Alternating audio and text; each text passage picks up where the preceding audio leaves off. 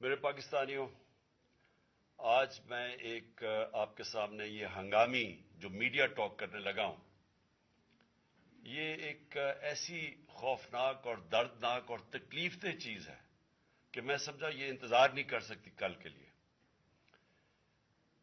میرے ساتھ جاوید علی بیٹھے ہوئے ہیں، ایک طرف عثمان ڈار جو ہمارے سیال کوٹ کے پریزیڈنٹ ہیں۔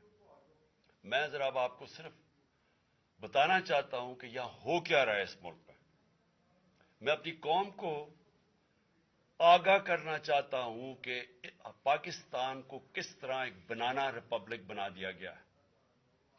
نہ یہاں کوئی قانون کی فکر ہے طاقتور کو، نہ ان کو فکر ہے اپنے آئین کی۔ ہمارا جو آئین ہے اس کا آرٹیکل 14 وہ واضح طور پہ کہتا ہے کہ ہر انسان کی عزت کی حفاظت کی جائے گی، ہر انسان کی ڈگنیٹی کو پروٹیکٹ کیا جائے گا۔ یہ ہمارا آئین ہمیں حق دیتا ہے۔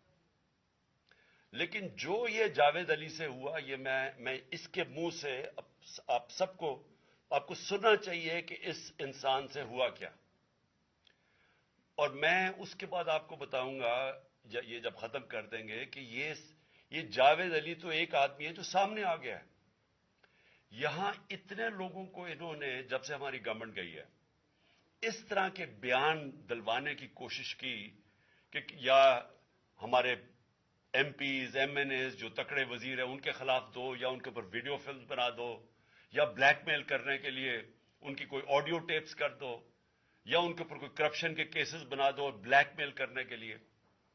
صرف ایک ان کا مقصد ہے کہ کسی طرح تحریک انصاف اور عمران خان کو کمزور کر کے ان چوروں کو پھر سے الیکشن جتا دیا جائے۔ اب میں جاوید علی کی انٹروڈکشن کروا دوں۔ ان کو عثمان ڈار نے، جو کلاس 4 ہوتی ہے، جو کلاس 4 کی نوکری ہوتی ہے، وہ نوکری دلوائی سیالکوٹ میں۔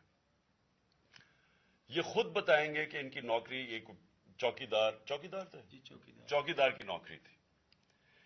ان کو اٹھایا گیا، پولیس نے اٹھایا، اور اس کے بعد نامعلوم افراد نے اٹھایا، اور اب ان سے پوچھیں، ان کی زبانی پوچھیں کہ ان سے کیا گیا۔ پھر میں واپس آتا ہوں آپ کے پاس۔ بولو جاوید۔ السلام علیکم جی، میرا نام جاوید علی ہے۔ میں چوکیدار کی نوکری کرتا ہوں ایجوکیشن ڈپارٹمنٹ میں۔ تو مجھے ادھر بلایا جاتا ہے کال کر کے کہ آپ آئیں ادھر اور آپ سیلری اپلائی کریں اور آپ کو جو ہے نا آپ کی سیلری ملے۔ میں ادھر گیا ہوں اور مجھے ادھر صبح 11 بجے سے لے کے تقریباً 3-3:30 بجے تک بٹھایا جاتا ہے۔ آپ بیٹھو، کرتے ہیں تقریباً ادھر 4 بجے کے قریب 7-8 پولیس والے آتے ہیں۔ وہ ادھر سے مجھے پہلے ہاتھ کڑی لگاتے ہیں، بعد میں میرے آنکھوں پہ اوپر شرٹ باندھتے ہیں اور اوپر چولا ڈال لیتے ہیں کہ جیسے میں کوئی دہشت گرد ہوں، ٹھیک ہے۔ ادھر سے مجھے پرائیویٹ گاڑی میں اٹھاتے ہیں اور لے جاتے ہیں نامعلوم جگہ پہ۔ ادھر جا کے میرے اوپر مارک چڑھا ہوتا ہے، آنکھیں باندھی ہوتی ہیں، تقریباً 7-8 بندے ہوتے ہیں وہ جو مجھے جاتے فرش پہ لٹا دیتے ہیں اور مارنا شروع کر دیتے ہیں کہ تم نے، عثمان ڈار نے تم سے کتنے پیسے لیے نوکری دلوانے کے لیے۔ میں کہتا نہیں دیے، پھر بھی مجھے دوسری دفعہ کبھی الٹا لٹکا دیتے ہیں کہ مانو تم نے عثمان ڈار کو پیسے دیے ہیں، کانٹریکٹر سے لے کے پیسے دیے ہیں۔ جب نہیں مانتا تب بھی مجھے کبھی سیدھا لٹکا دیتے ہیں، کبھی الٹا لٹکا دیتے ہیں۔ اور بعد میں جب میرے مثلاً کہ کبھی اینٹ ادھر سے اینٹ اٹھاتے ہیں، اسے دھاگے سے میرے نازک حصوں میں باندھ دیتے ہیں کہ مانو تم کانٹریکٹر سے پیسے لے کے عثمان ڈار کو دیتے ہو۔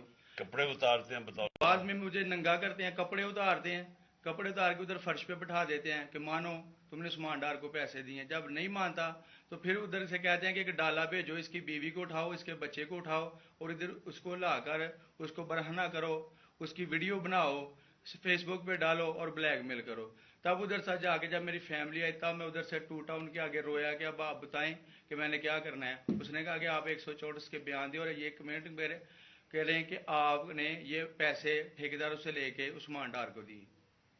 یہ بتائیں آپ کہ کوئی یہ سب چپ ہو جاتے تھے جب کوئی آتا تھا ایک آدمی؟ جب میری تو آنکھیں باندھی ہوتی تھی، ٹھیک، اس وقت جب کوئی آتا تھا ادھر، کوئی افسر آتا تھا، یہ کہتے تھے کہ بڑے صاحب آ گئے ہیں، بڑے صاحب آ گئے ہیں، اور سب سائلنٹ ہو جاتے تھے۔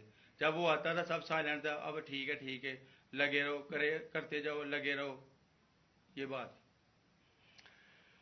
میں اب آپ کے سامنے یہ جو جاوید علی نے بات رکھی، یہ ہر طرح ہم کنفرم کر سکتے ہیں. قرآن کے اوپر ہاتھ رکھنے کے لیے میرے سامنے تیار تھے. یہ عثمان ڈار کو پھنسانے کے لیے، اس کو کرپشن کیسز میں لانے کے لیے، یہ ساری چیز، یہ جو اس سے 164 کا بیان دلوایا گیا، اور پھر بیوی بچوں کو ساتھ والے کمرے میں لا کے ان کو کہا کہ اس کو ننگا کریں گے. یہ سیدھی بات بتائے، بیوی کو کہا کہ اس کو ننگا کر کے اس کی تصویریں بنائیں گے اور پھر فیس بک پہ چلائیں گے. میں آج اپنی بڑے رسپیکٹ سے، میں اپنی عدلیہ سے، میں اپنی چیف جسٹس صاحب سے کہنا چاہتا ہوں کہ دیکھیں، میں اب سے نہیں، جب سے ہماری حکومت گئی ہے، میں تب سے کہتا رہا ہوں کہ ہمارے بنیادی حقوق کی حفاظت کون کرے گا. شہباز گل کو اٹھایا، اس کو ٹارچر کیا گیا، اس کو ننگا کیا گیا، اس کو لٹکایا گیا اوپر، اس کو مارا گیا. اس سے بیان دلوا رہے تھے کہ عمران خان کے خلاف سٹیٹمنٹ دو، جو اس کو کہہ رہے تھے عثمان ڈار کے خلاف سٹیٹمنٹ دو. اس کو میں تب بھی، میں نے صرف ایک میرے منہ سے نکل گئی اور اس سے میں نکل گئی کہ ہم جس جج نے ان کو ریمانڈ دلوایا تھا واپس، شہباز گل کو واپس جیل میں، جب وہ ٹارچر ہوا تھا، تو میں نے کہا قانونی کارروائی کریں گے. میرے اوپر کنٹیمپٹ نوٹس کیا گیا، لیکن کوئی کسی نے ایک کسٹوڈیل ٹارچر ساری دنیا کے اندر منع ہے، کسٹوڈیل ٹارچر کے اوپر کچھ نہیں ہوا. پھر اعظم سواتی کو اٹھایا گیا اور ساری قوم کے سامنے جو اعظم سواتی نے اپنے زبان سے بتایا کہ اسے کیا گیا، ایک ٹویٹ کے اوپر، اس کا صرف ایک ٹویٹ کر دی تھی اس نے کہ NRO2 باجوہ نے دیا، جو سب قوم جانتی ہے. اس کے اوپر جو اس سے کیا گیا، پھر ویڈیو بھیجی گئی اس کی بیوی اور اس کی بیٹی کو.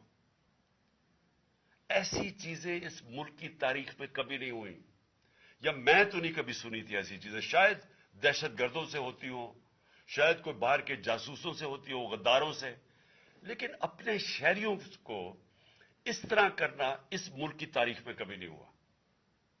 میں نے جب مجھے گولیاں لگی، میں نے تب چیف جسٹس صاحب کو پہلے مخاطب ہوا. میں نے کہا دیکھیں، جنہوں نے مجھے یہ قتل کرنے کی کوشش کیا وہ سارے اقتدار میں بیٹھے ہوئے ہیں. اس میں یہ جو ایک آدمی ڈرٹی ہیری جب سے جنرل باجوہ لے کے آیا یہاں، تب سے یہ تشدد شروع ہوا ہے. شہباز گل کا، اعظم سواتی کا، مجھے گولیاں لگی. یہ جو داستان آپ سن رہے ہیں، سوشل میڈیا کے بچوں سے پوچھیں، جب سے یہ آدمی آئے ان سے اٹھ کے کیا ہوا. ان کو بند کمروں میں کپڑے اتارے گئے، ذلیل کیا گیا. ایک ماں باپ نے مجھے کال کی، انہوں نے کہا ابھی تک ان کا بیٹا نارمل نہیں ہوا. اس سے اوپر اتنا تشدد کیا کہ وہ ابھی تک نارمل نہیں ہوا. اور میں ان کو کہا، جس طرح اس کو جاوید کو کہا میں نے سامنے آؤ، سب ڈرتے ہیں، نامعلوم افراد سے سب ڈرتے ہیں، اور کوئی کسی قسم کی پروٹیکشن کسی کو نہیں ہے، کیونکہ یہ قانون کے اوپر ہے، یہ جو مرضی کر لیں، کوئی ان کو بچانے والا نہیں ہے. کوئی جاوید جیسے انسانوں کو جب یہ کرتے ہیں، اس کو پھر دھمکیاں دی گئی کہ تم نے یہ بتانا کسی کو نہیں ہے، تو ہم یہ کر دیں گے، ہم تمہیں یہ مروا دیں گے. تو یہ اس ملک کی، ہمارے پاس تو ایک ہی راستہ ہے، اور مجھے پتا ہے کہ عدلیہ کے اوپر پورا اٹیک ہے یہ مافیا کا. یہ پولیٹیشین نہیں ہے، یہ مافیا ہے جو ٹیپیں بناتا ہے ججز کی، جو ہر قسم کی بلیک میل کرتا ہے. انٹیریئر منسٹر ٹیپ چلا رہا ہے کسی کی، یہ بالکل غیر قانونی چیز ہے. وہ جج کی ٹیپ چلا رہا ہے، وہ اس کی مریم وہ ٹیپ چلا رہی ہے کسی ارشد ملک جج کی، کبھی ثاقب نثار کی ٹیپ چل رہی ہے. یہ کسی مہذب معاشرے میں یہ چیزیں نہیں ہوتی. یہ کنٹرول کے لیے، عدلیہ کو کنٹرول کے لیے صرف یہ سارے حربے استعمال کیے جا رہے ہیں. میں آج اس پلیٹ فارم سے اپنے چیف جسٹس اور اپنی ہائر جوڈیشری کو، امید تو صرف آپ سے رہ گئی ہے. اس وقت جو جس طرح کا ظلم کیا جا رہا ہے، یہ نامعلوم افراد جو کر رہے ہیں اس ملک کے ساتھ، اور خاص طور پہ جو ڈرٹی ہیریا ہے، میری ساری انہوں نے یہ کیسے ہو سکتا ہے کہ میری جو ساری JIT کی رپورٹ تھی جو انہوں نے فورینسک ایویڈنس جمع کی ہوئی تھی وہ ساری ختم کر دی ہے.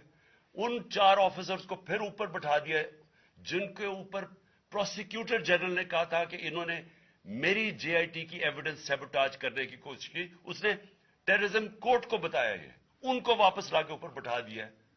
یعنی اس سے انصاف ملے گا؟ ساری ایویڈنس ختم کر دی ہے. تو ہمیں کدھر جائیں گے ہم؟ میری ریکویسٹ ہے چیف جسٹس صاحب, یہ جاوید علی کی اس کے اوپر سوٹ موٹو ایکشن لیں, پتہ چلائیں کہ یہ کون لوگ ہیں. اور اوپر سے اس نے نامعلوم افراد نے اس نے سنا کہتے ہوئے کہ پولیس کے اوپر سارا الزام لگانا, پولیس کو پنچنگ بیگ بنانا اور کچھ نہ کہنا, نہیں تو ہم تمہیں یہ کر دیں گے, مار دیں گے. دیکھیں جی وقت آ گیا ہے, میں اپنی